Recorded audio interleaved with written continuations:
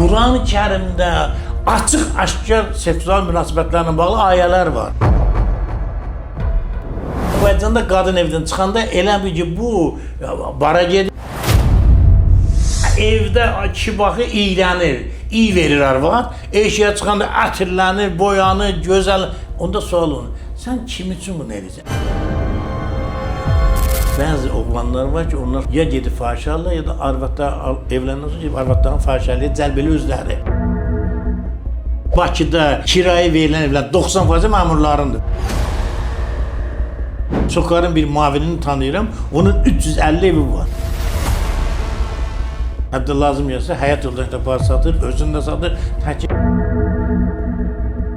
Bütün boşanmaların arxasında duran əsas səbəb cinsi uyğunsuzluqdur. Cinsi uyğunluq olan yerdə bir ərlə arvadı heç kəs bir-birindən ayıra bilməz.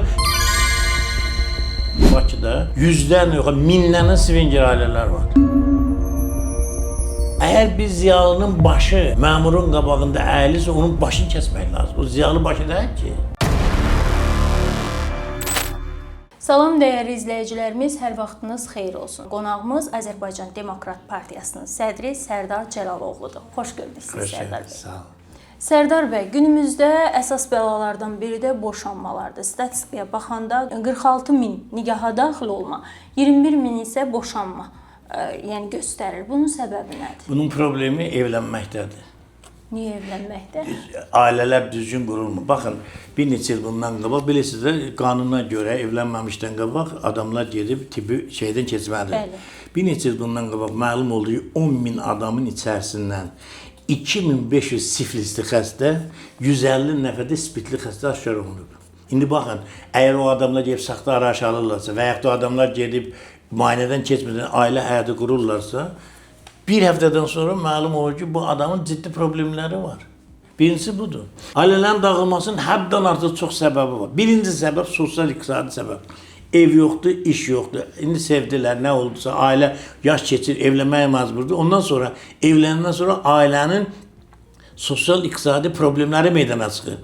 Tutaq ki, geyinməkdir, odur. Bu yoxdur. İkincisi mənzil. Mənzil olmadığına görə gənc ailələr valideynlərlə bir yerdə yaşamağa məcbur olur. Bu zaman bilirsiniz, hər bir adam bir ailədə böyüyüb, hərənin öz bir dünya görüşü var və s. Fərqli dünya görüşü olanda, bir-birinə güzəştə getməyəndə ailə konfliktləri olur. Ər-arvad arasında yox. Ər-arvad arasındakı konflikt ailəyə, ərin evə pul gətirməsi ilə bağlıdırsa, amma bir yerdə yaşamaqda artıq ailənin digər üzvlərindən konflikt meydana gəlir. Bu da ailələrin dağılmasının səbəblərindən biri. Üçüncü səbəb, bəzi adamlar evlənəndə artıq razılaşırlar ki, gəlin evlənəndən sonra, məsələn 3 ay, 5 ay sonra boşanacaq. Bunun da səbəbi nədir? Bizim qanunlarımız elədir ki, bu qanunlar demək olar ki, qadınların xeyrinə kişiləri istismar eləyir. Məsələn, bəzi qadınlara lazımdır ki, ərə getmiş kimi ad çıxartsın. Gedir 6-7 aydan sonra, bir uşaq olandan sonra, boşanı verir məhkəməyə, ev əldə etmə hüququ əldə edir, aliment əldə etmə hüququ, ondan da öz bildiyi həyatını yaşayır. Bir səbəb də budur. Digər bir səbəb, bioloji səbəbdir, ən ciddi səbəbdir. Bütün boşanmaların arxasında duran əsas səbəb cinsi uyğunsuzluqdur. Yəni, ərlə arvadın cinsi tələbata bir-birinə uyğun deyil. Sonradan bu kasıbıq, nə bilim, qaynanan məni yola vermədi, ya ərim məni döydü, bu məsələlər çıxır meydana. Cinsi uyğunluq olan yerdə bir ərlə arvadı heç kəs bir-birindən ayıra bilməz və heç bir səbəb ayıra bilməz. Hətta dilənci vəziyyətdə olsalar belə. Bu da nə ilə bağlıdır? Azərbaycanda cinsi tərbiyə düzgün aparılmır. Bu cinsi məsələ bizdə o qədər inkognitodur ki, buradan danışanda adamlar bunu ədəbsiz kimi, əxlaqsız kimi, halbuki elə cavan uşaq var ki, evlənən üçün əlaqəni necə qurmalıdır, necə davranmalıdır, bu barədə heç bir məlumatı yoxdur. Mədəni, ona görə də seks patoloqlar mütəmadi çıxış eləməlidir televizorda, psixoloqlar çıxış eləməlidir. Kiçicik bir məsələn problem olur, o adam başa düşmür ki, bu nə problemdir, o problem ailənin dağılmasına qədər inkişaf edir. Məsələn, daxili travmatizmi deyilən bir şey var həkimlikdə. Kiçik bir travma alırsınız. Əgər sizdə daxili travmatizmi varsa, o kiçik problem sizdə günbəgün başlayır içəridə şiddətlənməyə artır. Və birdən baxırsınız ki, o problem dönür olur sizin üçün qarşısı alınmaz dəhşətli bir faciə. Bu baxımdan gənclərimizə seksual yardım, psixolojik yardım, seksual maarifləndirmə işini düzgün qurmaq lazımdır. Məsələn, bir çox ölkələrdə 6 aylıq kurs var. Evlənməmişdən qabaq 6 ay kursa gedirsən, evlənmə kursuna. Qadınsan, kişi ilə necə rəftar edəcəksən, xidmətdir, odur, budur. Kişi qadının qarşısında nə etməlidir, ailəni necə idarə eləmək, uşağı necə idarə eləmək olur və s. və s. Bütün bunları dərs kimi keçirsən, ondan sonra ailə qurandan sonra bir çox şeylər səncə problem o, amma göz yumulu evlənirsən. Bilmirsən ki, ailə həyatında subaylıq başqa bir şeydir. İstənilən vaxt yatırsan, istənilən vaxt dursan, dədən anan sənin üçün nə, onu eləyir, bunu eləyir. Amma ailə qurandan sonra sən konkret olaraq öhdəlik götürürsən özlərini. Əgər sən bu öhdəliyi yeni itirməklə bağlı bilgin yoxdursa, təcrübən yoxdur, bu təcrübəsiz özü ailənin dağılmasının əsas səbəblərindən biri olur. Məsələn, mən o qədər yaxın dostlarım olub da, məsələn, elə şeylər mənə deyiblər ki, mən onlara demişim, bu normal bir şeysən, niyə bundan narahatsan? Çünki dünya görüşü yoxdur. Bu barədə danışmağa utanır, cəmiyyətimizdə də bu məsələ ilə bağlı düzgün yanaşma yoxdur. Dünyanın bütün ölkələrində bu məsələ, Quran-ı Kərim qədər müqəddəs bir kitabımız yoxdur. Quran-ı Kərimdə açıq-aşkar seksual münasibətlərlə bağlı ayələr var.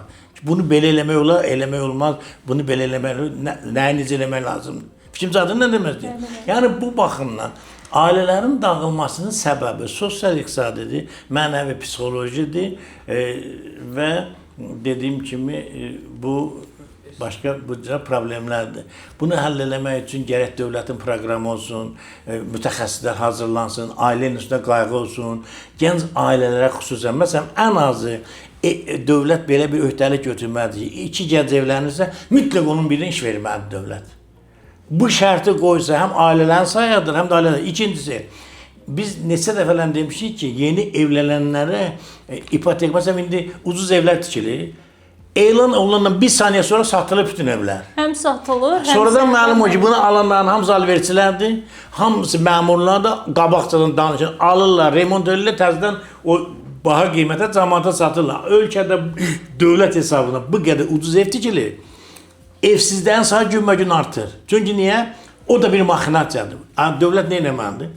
Gedib sən, tutaq ki, ZAKS-a girdin, ZAKS-da sənə, ZAKS sənəti ilə bir dənə də ev vermədilər, ipoteka ilə. Deməli, buyur, get bu ev, get o ailə orada yaşa və dövlətində pulun ver. Sən niyə bunu konkursa çıxardırsan, ay nə bilim, 10 dəqiqə kim gir.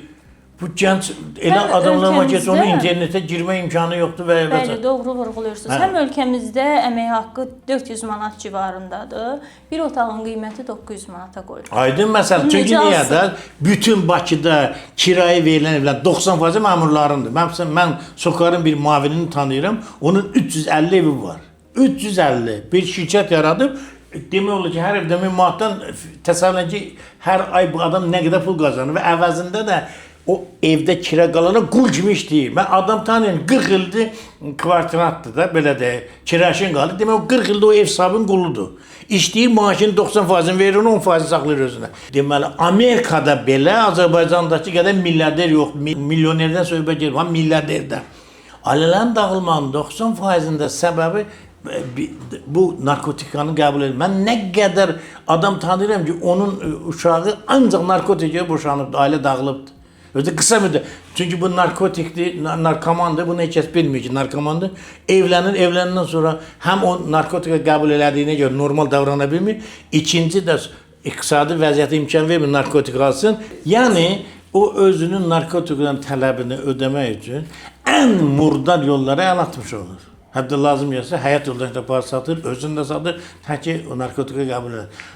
Sərdar müəllim, günümüzdə indi boşanmalar adi hal kimi qəbul eləməliyik, yoxsa buna görə həyəcan tədbiri çalınmalıdır? Baxın, İncildə İsa Peyğəmbər deyir ki, bir qadın əxlaqsızlıqdan başqa bir səbəblə boşanmaq özü zinadır. Yəni bir qadını əxlaqsızlıq eləməyib, ay nə pintidir, danışqandır, nə bilim nədir, buna görə boşursunuz sən və deyir ki, həmin bir qadını da əxlaqsızlıq üzrə boşanıbsa, o qadını almağın özü də əxlaq. Azərbaycanda, siz indi mən həkim kimi deyirəm ha, Bəzi oğlanlar var ki, onlar fahişə ilə evlənməyə maraqlıdırlar. Düşünülmüş şəkildə ya gedib fahişə alırlar, ya da arvadlar evləndən sonra gedib arvadların fahişəliyə cəlb elə özləri. Bu da başqa bir psixoloji problemdir Azərbaycanda. Sərdar bəy, bəs son zamanlar ağsaqqal institutlarının da aşınmaya məruz qaldığını görürük. Niyə? Səbəb nədir? Əvvəl onu dedim ki, ağsaqqal yaşlı adam demək deyil. Adam var ki, o 90 yaşı var, 15 yaşında oğlan kimidir. O adam da var ki, 15 yaşı var, 90 yaşında kişi kimidir. Yəni müdriklük özü yaşlı, düzdür. Deyirlər, iki cürə ağıl var, başına gələn ağıl, yaşına gələn ağıl. Amma başına gələn ağıl daha ciddi müdriklidir, nədir yaşına gələn ağıl. Ona görə də birincisi budur, səbəb budur. İkinci dediyim kimi sosial-iqtisadi vəziyyət ağsaqqalların özünü də o klassik mövqedə durmağa imkan vermir. Ağsaqqal özü də məcburdur ki, çəkdi yollarla özünü saxlasın, nə bilim, onu eləsin. Ailə institutu dağılsın deməkdir ki, faktiki bizim ağsaqqallarımıza da xidmət edən bir nəsil yoxdur. Ailə dağılır axı. Yəni bu baxımdan məsələn iki cür ailə var da, nukleer ailə var, bir də kontrakt ailə var. Nukleer ailələrdir. Nənə, baba, oğul, qız, nəvə. Bu əgər 3 nəsil bir yerdə yaşasa buna nüvə ailəsi deyirlər. Klassik ailə budur. Bir də müasir Avropada var kontrakt. Ərlə arvad ailə qurarkən kontrakt bağlayır. Kontrakt nədir? Mən həftədə bir də başqa kişi ilə gedib yatacağam. Mən həftədə ayda bir dəfə gedib qalacağam anamgildə. Onu eləyəcəm. Hər şeyi nə davranırlar. Hamısı yanında kontraktdır. Belə ailə mi olar Sərdar? Əlbəttə, kontrakt ailə odur da. Kontrakt ailə odur ki, ailə deyil axı artıq. Yəni mən sizə beynəlxalq şey deyirəm də, sizə görə ailə əlbəttə ailə deyil. Mən dedim axı bir var nukleer ailə. Biz klassik olaraq nukleer ailənin tərəfdarıyıq. Bir Azərbaycan xalqı olaraq və dinimiz olaraq. Amma dünyada ailənin yeni bir forması var. Kontrakt forma. Swinger ailələr var. Məsələn, girin internetə baxın görün. Azərbaycanda Bakıda yüzlərlə yox, minlərlə swinger ailələr var. İndi bunu biz istədi, bu proses gedir. Bunun da qarşısını almaq üçün dövlət müəyyən tədbirlər görməlidir, düzgün. Ağsaqqal o adamdır ki, onun özünün birincisi, ağsaqqal özü ağsaqqallığın nə olduğunu bilməlidir. Yəni bizim də uşaqlıqda, məsələn kəndimizdə ağsaqqallar var idi də. Biz ağsaqqalı uzaqdan görəndə qaçıb gizlənirdik, şuluq eləməzdik. Ağsaqqal gəlib yəni salam verən də çıxardar cibindən bir dənə konfet verən. Ağsaqqal uşağı tərbiyələndirmək üçün bu cür stimul eləyirdilər ki, uşaq salam verməyi öyrənsin, böyük gələndə ayağa durmağı öyrənsin. İndi ağsaqqal məsələn Azərbaycanda gəlir, maşına çıxıb durub ona yer verən yoxdur. Məsəl üçün deyirəm mən. Həm ağsaqqalların özü ağsaqqallıq bir çoxunu deyirəm, hamını demirəm. Ağsaqqallıq elə bilmir. Həm də cavanların özünün bir çoxunda ağsaqqallar, çünki ailədə ataya, anaya mənfi münasibətdə tərbiyə olunan bir uşaq cəmiyyətdəki ağsaqqallara çox hörmət eləmir. Birinci ailədən başlayır ki, öz atasına, anasına hörmət eləməlidir ki, evdən çıxandan sonra başqasının da ata-anasına hörmət eləsin. Bəli, doğrudur, tamamilə. Boşanmaların sayının artması, ağsaqqal institutunun aşınmaya məruz qalmasında ziyalılarımızın nə dərəcədə rolu var? Məsələn, mən sizə Azərbaycan tarixindən bir çox ziyalı, məsələn, Zeynalabdin Tağıyev götürdü. Azərbaycan ali təhsil alan mütəxəssislərin böyük əksəriyyətini o xaricə göndərdi, oxudururdu. Sovet dönəmində Üzeyir Hacıbəyovdur, Səməd Vurğunurdur, Yusuf Məmmədəli öz ciblərindən yaxşı uşaqlara təqaüd verirdilər. Ziyalı buydu, təqaüd verdi. Abbas Zamanov məsələn, həm təqaüd verirdi uşaqlara, istedadlı uşaqlar, amma kasıb uşaqlar oxusun. Həm də Abbas Zamanov elə bir nəhəng 100 min kitabxanası vardı, Türkiyə bağışladı. Azərbaycan ədəbiyyatı, elmi ilə bağlı və s. Yəni, Azərbaycan ziyalıları, məsələn, götürək Hüseyn Cavidi. Hüseyn Cavid bilirsiniz də, cavan bir oğlandı, ona qızlar məktəbində gecə qalmağa yer vermişdilər. Bu, yəni, o dövrdə ki, qızlar ayrı oxurdu, adı qızlar məydi. Amma o qədər əxlaqlı, o qədər yüksək, mədəni bir adamıdır ki, o qızlarla, qızlar olan yerində eyni vaxtda orada yaşayırdı, cavan oğlan, subay. Yəni, bu ağsaqqallıq deyilsə, bu ziyalıq daha doğrusu deyilsə, bu ziyalıq insanın qanundandır. Mənim yadıma gəlir, mən Medinstitutda Tibb Universitetində oxuyanda, indiki Heydər Əliyev sarayının qabağında, o saray tikilməmiş, onun qabağında bir Supidnik kafesi vardı, onun da yanında bir də pinəkçi dükanı vardı. Orada trolleybus gəlirdi, qalxırdı o küçəylə yuxarı, gedirdi Tibb Universitetinin qabağına. Mən həmişə gəlib orada gözləyirdim, trolleybusa binən gedəm universitetə. Orada o pinəkçi dükanında, o pinəkçi bir dənə gündəlik qəzet düzəldi, əlində gündəlik divar qəzeti.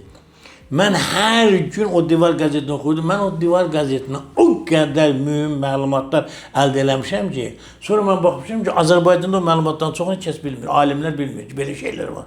Tariximizlə bağlı, mədəniyyətimizlə bağlı, Türk dünyası ilə bağlı. İndi deyirlər Turan, Türk dövləti. O kişi, o pinəçi, o vaxtı söhbət, bilsiniz sənədə 70, 71, 72-ci illərdən gedir. O ki, orada Türk dünyası ilə bağlı, nə bilim, keçmişimizlə bağlı elə şeylər yazırdı ki, əl-əllə yazırdı, divar qəzet düzəltmişdi. Təbii kişidir, yaşlı bir kişi. Və yaxud da mənim bir dostum vardı, Heydər Təhmasib, bu Mətin Təhmasib var, sonra şey var, Hüseyin Cavidin əmisi oğluydu. Onun 107 yaşı var idi, mənlə dostluq edirdi. 15-ə yaxın sənət verirdi və rus dilində də Rus Tatar məktəbində oxumuşdu, 4 sinif. Bu adam Azərbaycandan onun kimi, məsələn, mən böyük bir alim tanımıram. O qədər rus dilinin o qədər dəqiq şərh edir rus sözləri, mənşəyi nədir, necə mənə gəlib. Mən məhdəq qaldım ki, bu adam əsrin əvvəllərində 4 sinif oxuyub. Bu qədər sənət bilir, bu qədər də dünya biliyor ki, hətta bir dəfə biləndə ki, mən xalq təbabəti ilə bağlı kitab yazıram. Getdi mənə bu qanunluqda bir də əl yazma gətirdi, əksər bana yazdı. Dedi ki, mən də cavanlığımda düşünürdüm ki, bu xalq təbabəti itər gedər, ona görə bu reseptləri yığmışam, sən ki, kitab yaz, al bunu istifadə edin. Bu dəqiqədə mən onu saxlayıram. O ziyalı budur. Öz xalqının mədəniyyətinə qayğı göstərən, tarixinə qayğı göstərən, gəs nəslinə qayğı göstərən. Yoxsa bir dənə ev versənə, 5 manat pul versənə, bir vəzifə versənə, dədəsini də satırdı, bu ziyalı demək deyil ki. Yaxud da saxta yoluna gəlib elminə doktor olubsa, o adamın ziyalı adı daşımağa haqqı varmı? Ziyalı dediyim kimi, birinci növbədə cəmiyyəti işıqlandıran, mənəviyyatı işıqlandıran bir adam deməkdir. Azərbaycanda bu cür adamlar 10-15 adam ola bilər. Mən Azərbaycanda bir çox akademiklərlə dostluq edirəm. Mithat Abbasovdur, Eldar Salayevdir, Rafiq Əliyevdir. İndi də bir dostlarım var, Murad Şahbazovdur, sonra Sabir bəydir və s. Ona yaxın akademiklə yaxın. Onlarla bilirsiniz, mən niyə dostluq edirəm? Onlar ziyalıdır ona görə. Oturanda xalqdan danışırıq, dövlətdən danışırıq, o belə oldu, bu belə oldu, o niyə belə oldu, bu niyə belə oldu. Yoxsa oturub ancaq puldan, dövlətdən, vəzifədən, hakimiyyəti göründə, əgər bir ziyalının başı məmurun qabağında əyilirsə, onun başını kəsmək lazım. O ziyalı başı deyil ki. Ziyalının başı həmişə dik durmalıdır. Amma 5 manat puldan ötəri əyilirsə, sınırsa, çünki ziyalı xalqa nümunədir. Image media deyirlər. Məsələn, bəzi adamlar var da, deyir ki, Jackson belə geyinir, mən də belə geyinəcəm. Ziyalı cəmiyyətin imicmək yeridir. Hamı onun davranışlarını yamsılamalıdır. Hamı onun baxışlarına, yerişinə uyğun yerməlidir. O yenə də qayıdıram o Təhmasib Heydər bəyin fikrinə deyirdi ki, demək əsrin əvvəllərində Naxçıvanda bir ticarət küçəsi var, Targov kimi. Deyirdi ki, Hüseyin Cavid deyə çıxanda hamı çıxırdı dükkanın qabağına ki, baxsınlar ki, Hüseyin Cavid necə yeriyir. Deyirdi, gözündə pense, başında o bizim milli papa, qızıl suyuna bulamış əsası. Hamı da sağda baxırdı ki, Hüseyin Cavid gəlirsə, Cavid Əfəndidir. Deyir, Cavid Əfəndi işə gedirsə, deməli saat 9-dur. Saatı Cavid Əfəndinin işə getmə vaxtı ilə niyə? Ziyalı bu cürə dəqiq, punktan olmalıdır, öz işinə məsuliyyətli yanaşmalıdır və başqalarına nümunə göstərməlidir. Yoxsa yatıb gün ortadır, imkanı var, işə getmir. Sərdar müəllim, ailə bizim üçün böyük bir qüvvədir və ona görə də bu suala yenidən qayıtmaq istəyirəm ki, deyirlər ki, boşanmalarda ailənin, yəni uşaqlar ailədə yarım böyüyür də, bir valideyn olur. Və belə bir deyim var ki, həmin uşaqlar natamam olur. Bu fikirlə razısınız? Təbii ki, natamamlıq kompleksinin çoxlu səbəbi var. Hətta ata-ananın hər ikisi olanda belə. Ailədə uşaq düzgün təmin olunmayan da uşaqlarda natamam. Məsələn, bir uşaq oynamaq istəyir, oyuncaq atası ala bilmir, imkanı yoxdur. O uşaqda o uşaqlığa xas natamamlıq əmələ gəlir. Yəni, uşaq vaxtı ona lazım olan şey yox. O böyük kişi olanda o nə etməlidir? Ya o natamamlıq kompleksini ki, baxırsan ki, 25-30 yaşında iqruşkanı oynamağa meyillidir. Ya da baxırsan ki, ona da kompensator mexanizmi deyirlər. o uşaqlığında aldığı şey var, travma, onu başqa bir vəhşiliklə kompensasiya. Baxırsan ki, qeyri-adi uşaqlara nifrət. Niyə? Özü axı uşaqlığını yaşaya bilmir, uşaqları döyür. Məsələn, elmi şeydə sübut olunub ki, uşağını döyən valideynlərin hamısı uşaqda döyülüb. Yəni, bir adam valideyn əgər uşaqlığında döyülmübsə, o heç uşaqdan qaldıra bilməz. Qaldırmır. Amma uşaqlığında döyülən valideynlərin hamısı uşağı döyür. O həmin o dediyiniz kompleksindən bağlıdır. Uşaqlıqda valideynin döyməsinə görə onlar kompleks əmələ gəlib, böyüyəndən sonra özü axı valideynə o vaxtı dil qaytara bilmir. İndi özü valideyndir, o intiqamı o uşağından alır. Fikrimcədir? Bəli. Yəni bu cür məsələlər var. Belə bir son zamanlar açıqlama da oldu ki, daha doğrusu ötən günlərdə qadınlar evdə oturmalı, ailə uşaqlarına baxmalıdır. Bu fikrə baxın, Hüseyn Cavidin məşhur bir sözü var. Bəşəriyyət qadınla yüksələcək. Amerikada ordunun 60%, polisin 70% qadındır. Dövlət məmurlarının böyük hissəsi qadındır, konqres qadındır və Amerika dünyanın ən inkişaf etmiş ölkəsidir. Niyə bu belədir? Birincisi, qadın psixologiyası pasifistdir. Qadın müharibəyə meyilli deyil, cinayətkarlığa meyilli deyil, qadın zorakılığa meyilli deyil. Qadınların cəmiyyət həyatında iştirakı, deməli, cəmiyyətin özündə də bu zorakılığı və s. qalır. Birincisi bu. İkincisi, qadınlar nəhəng bir insanlıq deposudur. O depoda bir enerji, potensial var. O potensialı cəmiyyətin inkişafına yönetməklə cəmiyyət iki qat inkişaf edə bilər. Biz əksinə baxsan, evdə qadın otursun prinsipi qurulan cəmiyyətdə də 50% cəmiyyət özünün sosial potensialından istifadə edir kişilərdən. Yerdə qalan 50% o evlərdə, quxumda həbs olunur. Qadınların sırasından çox nəhəng alimlər meydana çıxıb. Dünya siyasətində həm siyasətçilər, həm hərbiçilər bizim öz tariximiz qadınların evdə oturmasını milli mentalitetimiz şey vermir. Qadınlarımız vaxtı ilə kişilərlə belə vuruşubdu müharibədə. Kişi olmayanda qadınlar hökmdarlıq eləyibdi. Qadınlar kişilərlə bərabər fiziki işlərdə işləyibdi və s. Yəni nənələrimizin, nənələrin deyirəm, söhbət müasirdir. Yaxşı, bir millət olaraq türklərdə, bu qadın başqa ərəblərdə, farslərdə olduğu kimi bizdə ən yüksək hörmət kimədir? Nəniyə, sonra anıya, bacı. Azərbaycan ədəbiyyatında bu qədər anıya, nəniyə şeir qoşublar. Bu ondan ötəridir ki, bu evdə otursun. Bu bir institutdur, nənəli bir institutdur, analıq bir sosial institutdur, bacılıq bir, qadının 4 funksiyası var da, deməli, nənəli funksiyası var, analıq, bacılıq, bir də həyat yoldaşı funksiyası. Bu 4 funksiyasını qadın yerinə yetirməlidir. Qadın həm də sosial varlıqdır. Sosial varlıq olduğuna görə cəmiyyət həyatında iştirak eləməlidir. Bizim öz tariximizdə, məsələn, Quba xanının bacısı Bikə xanım, görür ki, ruslar hücum edib, Quba xanı da gedib ova. Özü kişi paltarı geyir, döyüşə başçılığı görəndə ki, onu tuturlar, özünü qaladan atır, dənizə boğulur. Və yaxud da, məsələn, götürək Cavad xanın həyat yoldaşı, Bəyim xanımı. Bəyim xanım görür ki, oğlu da ölüb, əri də ölüb, ruslar bunların meyitlərini götürüb təhqir edirlər. Özü gülləni götürür, onların meyidini qorumaq üçün vuruşur, axırda özü öləndən sonra gəlir, götürürlər. Və yaxud da tariximizdə başqa, Ağa Məhəmməd Şah Qacarın anası Zeynəb xanım, qeyri-adidə gözəl bir qadın olub, qeyri-adidə savadlı bir qadın olub, qeyri-adidə cəsur bir qadın olub. Bu qadın əri öləndən sonra bu məmurların biri buna gözü düşüblər. Bu, həmin məmurun adamlarını göndərib, gedin onu tutun gətirəndə 20 nəfəri özü tək güllə ilə öldürübdür, yanındakı kişilər də qaçıb gizlənib. Sonra onlara deyib ki, bu kişili olsa da mətəq qodu zeydir. Özü vuruşub, sonradan Ağa Məhəmməd Şah Qacarın hakimiyyətə gəlməsində o qadın müstəsna olunub. Yəni, mən sənə minlərlə Azərbaycan tarixində qadınlar göstərə bilərəm ki, ədəbiyyatımızda, məsələn, İminisə Musabəyov var idi, Allah rəhmət eləsin. Bu qadın akademikidir, oftalmologu göz. Öz sağlığında SSR hökumətinin bütün beynəlxalq oftalmologiya konferanslarında rəhbərlik etmişdi SSR göz həkimlərinə və beynəlxalq konqreslərində hamısı o apardı, sədri o idi, yeganə qadın olub. Beynəlxalq konqresdə yeganə qadın olub və konqresində Azərbaycanda belə qadınlar var. Alimlərimizi sayırım mən sizə. Hələ mən öz tibb sahəsində deyirəm.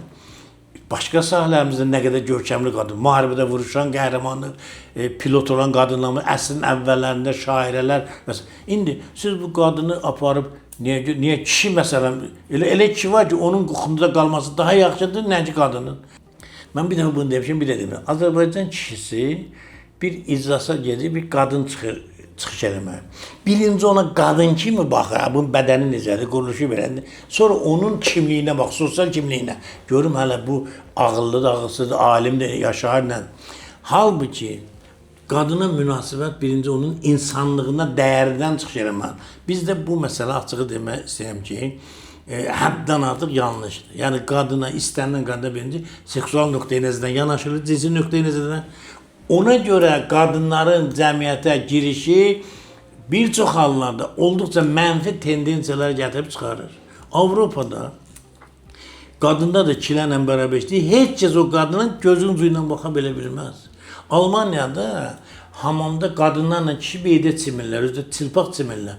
Amma Azərbaycanda avtobusda bir qadın o kişilərin göz təcavüzü deyirlər də, göz təcavüzünə məruz qalır. Baxmaq hamısı paltarlıdır. Avropada çimirlər bir yerdə heç kəs qadına gözünə təcavüz eləmir. Siz gülürsünüz, bu mədəniyyət demək. Bəli, bəli. Bu o demək ki, qadını hörmət edir. Məsələn, mən getmişdim Amerikaya, Azərbaycanlı idi. Baxın bir gözəl qız gəlir. Qıza baxıram, qız mənə gülür. Mənə də elə gəlir ki, bizdə belə bir qadına baxsan, qadın sənə gülür, başqa fikrə düşərsən. Demək ki, qadın sənə... Nəsə xoşun. Sonra mənə dedilər ki, əgər sən ona ikinci dəfə baxsan, sən verir məhkəməyə. Birinci dəfə ona görə görür ki, siz mənim gözəlliyimi, insanlığımı dəyərləndir. Amma ikinci dəfə sən bir də baxanda, o belə ki, sən artıq ona başqa bir niyyətlə baxırsan. Onda da o öz şəxsiyyətini qoyub səni məhkəməyə verə bilər. Özü çox böyük nəyi cərmələrindən. Baxın, bizim qərb haqqında fikirlərimiz çox yanlışdır. Amerikada açıq qol geymiş qadını otellərə buraxmırlar beləsin. Hətta elə restoranda var ki, kişiləri belə yarım qolundan ora buraxmırlar. Gərək mütləq kostyumla gələsən. Kostyum yoxdursa, qardırobda kostyumlar o, Muxtayır Razmədə. Restorana girməmişsən, o kostyumu birini götürürsən, girirsən, restoran çörəsə çıxanda verirsən. Hə, müdafiəsiz bir qadını bizim kimi cəmiyyətdə buraxarsansa, o akademik də olsa, kim də olsa, qısa müddətdən sonra əxlaqsız bir qadına çevriləcək. Hə, bu da bütünlükdə demək ki, güya sən eşə gedirsən, arvad tutur.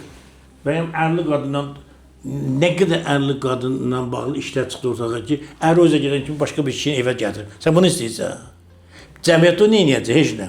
Amma deyirsən, otursun evdə, mən də çıxım gedim şəhərə. Sən də çıxın getdin, o dərhal. Əgər söhbət burada bu cür məhdudiyyətlərlə, məcburiyyət nə qadını tərbiyə eləmək, nə kini, nə uşağı, nə burada hər şey şuurla bağlıdır. Qadın da bilməlidir, şuurlu varlıqdır, cəmiyyətin bir tam keyfiyyətli üzvüdür. Ki də bilməlidir ki, cəmiyyətdə qadına qadın kimi baxmamalıdır, vətəndaş kimi baxmalıdır. Biz qadına qadın kimi baxırıq, vətəndaş kimi baxmırıq ki. Hüququ olan, mənim kimi hüququ olan, mənimlə bərabər olan, mən belə şey baxmırıq ki. Burada qadınlarımızın da günahı var. Amerikada siz bir dənə bəzənmiş qadın görməzsiniz. Qadınların paltarına baxsamız elə bir dəmir ölçüsüdür. Kişi paltara geyirlər belə. Gözəl də qadındır, amma paltarına baxsa şalva geyib, gen şalva, qara belə şey, elə bilsən ki, bu qarolcudur. Azərbaycanda qadın evdən çıxanda elə bir ki, bu bara gedir və ya da restorana gedir. Nəinki evdən çıxarmaları, son zamanlar elə bu suala yer gəlmişkən sizə Üzrə bu sözləri deyim, yadımda. Qurana bilirsiniz nə deyir? Evdə əriniz üçün maksimum bəzənin. Amma çölə çıxanda yox. Bizdə bəzən olur, Bizdə tərsinədir. olur. Evdə kişi baxı iylənir, iyi verir arvad. Eşiyə çıxanda ətirlənir, boyanır, gözəl. Onda sual olur. Sən kim üçün bunu edirsən? Ərin üçün edirsən, evdə eləməlisən. Hə, sən küçəyə çıxanda bunu edirsən, demə başqaları üçün sən, başqalarını cəlb eləyəsən. Deməli, burada qadınların da günahı var. Qadınların cəmiyyət həyatda kişilərin cəmiyyətlə buraxmamasında bir günah qadınlar. Çünki niyə? Deyil, o nə bilim, körünün nəmlədən qorxan, hamı baxı görür ki, cəmiyyətə çıxan qadınların axıra getdi, çıxdı. Sərdan müəllim, cərrahi müdaxilələr bugün günümüzdə Bu ən böyük aktual İslama məsələdir. görə günahlardan biridir. Bizim orqanizmimizin ayrı-ayrı ölçüləri ümumi orqanizmin quruluşu ilə bağlı. Burnun böyüdür, dodağın balacadır, gözün belə. Bu orqanizmin ümumi əmələ gəlmə məntiqi ilə bağlıdır. Bunu sən sonradan tutaq ki, manipulyasiya eləməklə hansı? Əvvəla birincisi gözəllik mənəvi gözəllik olmalı. Bizdə hər şey fiziki, göz gözəlliyinə. Bizim heyvanlar aləmində niyə gözəllik hissi yoxdur? Heyvanlar seçirlər, yaxşı bala verə biləcək, sağlam biləcək, bir dişini axtarırlar. Onun gözəlliyi onu maraqlandırmır ki. Sən qadınlıq funksiyalarına görə yanaşmadığına görə ancaq onu bir seksual obyekt kimi yanaşırsan. Ona görə də qadın da özünü seksual obyekt kimi təqdim eləmək deyil ki, ona o cür yanaşır. Bizim cəmiyyətimizdə həm qadınların cəmiyyətdə davranışı düz deyil, həm də kişilərin davranışı düz deyil. Vəssalam. Ona görə cəmiyyət bu günlərdə heç o deyəsini dedik evdə otursun. Bu evdə oturmaq özü də çıxış yolu deyil. O bir gecədə var qız deyir ki, dedi ki, divin buynuzlarının arasında 1000 dənə kişi ilə görüşmüşəm. Güya div bunu qorumaq istəyir. Yəni bir qadın əgər bir pis yola gedəcəksə, o qadını istəyirsən 20 dənə sandığın içinə qoy, o qadın yol tapıb o yolu gedəcək. Bu başqa məsələ, biz bu problemi necə həll eləməliyik? Qadın sosial varlıq kimi tərbiyə olunmalıdır. Cəmiyyətdə kişilərin qadına münasibəti dəyişməlidir. Qadının özünə münasibəti dəyişməlidir. Gəldi indi bu estetik şeyə. İnsanlar nə üçün estetik əməliyyatlara cəhd edirlər? Daha gözəl görsənmək üçün, düzdürmü? Nə üçün gözəl göstərməyə cəhd edir? Nə üçün? Məsələn, ağıllı olsan, mədəni olsan, bizim elə qadınlarımız var ki, adların çəkdir. Onlar elə dünya gözəli deyil, amma Azərbaycanda hamı onlara baş əyirdir. Hamı onlara baş əyirdir. Sənin üzün gözəldir, mənəviyyatın çirkin. Sən gözəl olsan kimə nə eləyərsən? Deməli, Azərbaycanda qadına ağlına görə, mədəniyyət görə yox, fiziki görünüşə dəyər verdiğine görə qadınlar da özlərinin fiziki görünüşünü daha çox inkişaf etdirməsində nə ki, mədəni səviyyələrini, dünya görüşlərini, elmlərini. Bu da bir başqa problemdir. Ona görə də mən elə gəlir ki, həm dini cəhətdən bu düzgün deyil. Bilirsiniz, indi yaxın nəticələr var, uzaq nəticələr var. Yaxın nəticələrə görə yaxşı olan şeylərin böyük əksəriyyətinin uzaq nəticələr bizdir. Məsələn, gedirlər silikon ellər, bir aydan sonra, 2 aydan sonra baxırsan ki, böyük bir problemlər yarandı. Və yaxud da bir çox adamlar elə qaş-qardıc yeyib gözünü çıxartdı. Mən bunun gətirənəm, estetik, baxımlılıq lazımdır. Məsələn, qadının özü də elə soğan iyisi verməli deyil ki, nə olsun ki, evdə xörək bişirir. Qadın özünə baxmalıdır, amma bu bədənə müdaxilə şəklində olmamalıdır. Təmiz saxlamalıdır özünü, kosmetikadan düzgün istifadə eləməlidir və s. və s. Yəni, yenə də bu məsələlər ki, siz suallar verirsiniz, bu suallarla bağlı cəmiyyətdə lazım olan iş aparılmır. Ona görə cəmiyyətimiz bu gündəndir. Mən dəqiq bilirəm ki, kosmetik o operasiya məşğul olmam çoxsa heç həkim deyil. Çünki orada böyük pullar var deyən. Ora kimlər, kasıb qadın necə gedib ora 2000-3000 pul vermir. Vanlı qadınlar ora çox müraciət edir. Ona görə də pul var deyən orada həcə cinayətkarlıq var. Nə qədər adam tutdular ki, həkim olmayanlar kosmetik cərrahiyyə ilə məşğuldur. Türkiyədə də belədir, Azərbaycanda da belədir.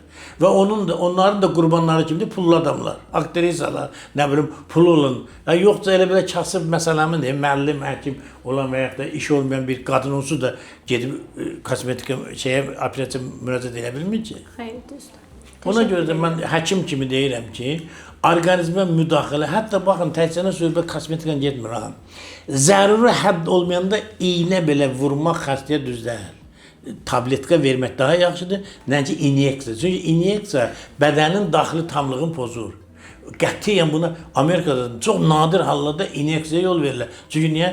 Sən onu müdaxilə edir. Amma Azərbaycanda nədir? Deyirsən xəstəyə birinci o manipulyasiyalar, daxili manipulyasiyalardır. Hətta iş o yerə çatıb ki, ehtiyac olmadan bağırsaq yumağı, nə kişilər, arvadlar hamısı bağırsaq yumaq, onu eləmə. Elə prosedurlara Azərbaycanda cəmaət meyilli ki, mən məhdəq qarım ya bu tibbiyyə şeyinə tamamilə ziddir. Yəni bu baxımdan bu şeylərin hamısı həm bunun elmi tərəfi var, həm mədəni tərəfi var, həm sosial tərəfi var, həm iqtisadi tərəfi var, həm də cəmiyyətdə bu şeylərin hamısı nəzarət altında olmalıdır. Təşəkkür edirik sizə Sərdar bəy gözəl açıqlamalarınız, fikirləriniz üçün. Hörmətli tamaşaçılar, bugünkü qonağımız Sərdar Cəlaloğlu idi. Sağ olun, görüşərik.